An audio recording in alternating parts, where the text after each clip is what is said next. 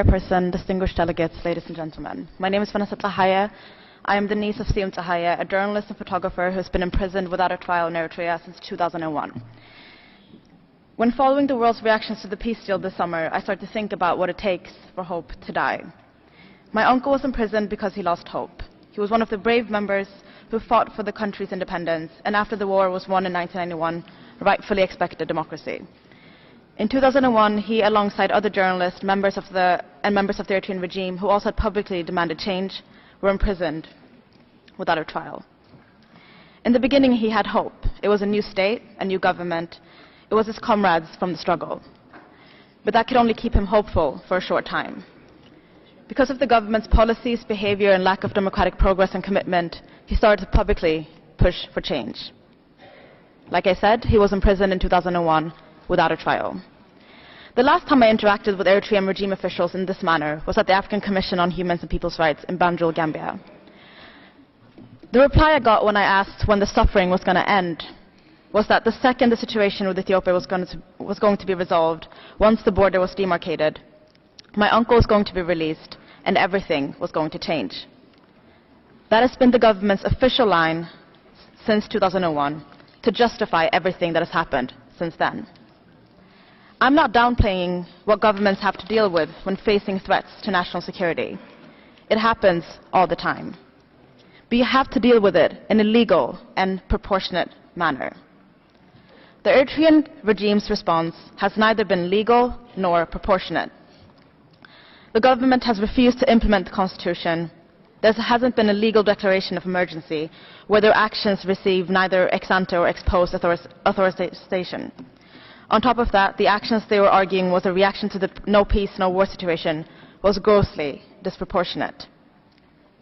The stand-up of the border cannot justify the fact that all capable Eritreans are listed into the national service indefinitely. It cannot justify the fact that the country's constitution still has not been implemented and that the parliament still has not convened since 2002. It does not justify the fact that the only university in the country has been shut down, that the free press still has not been opened, and that tens of thousands of people have been imprisoned without a trial, simply for expressing their opinions, practicing their religion, or attempting to leave their country. It does not justify the fact that my uncle and his colleagues, who were imprisoned all the way back in 2001, have not received a day in trial, and that their family members are still waiting to hear anything about their loved ones.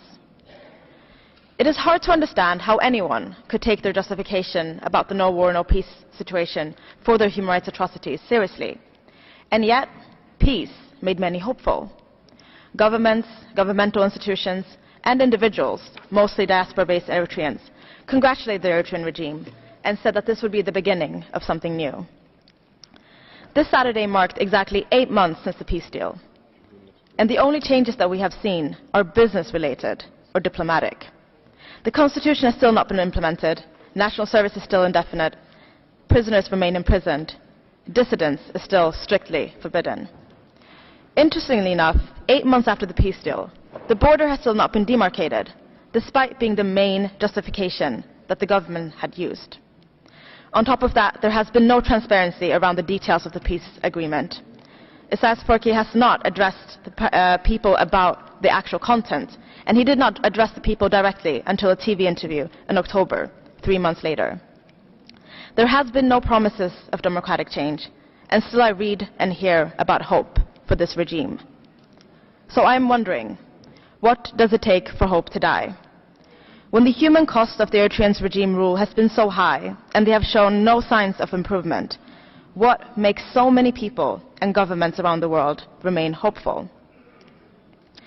What we have been seeing from the European Union, from their individual member states, from the United States, from Ethiopia, Somalia, Kenya, and many other countries is not hope. It cannot be. Because hope cannot exist in a vacuum. Hope needs, at the very least, evidence of intent to exist and evidence of progress to persist.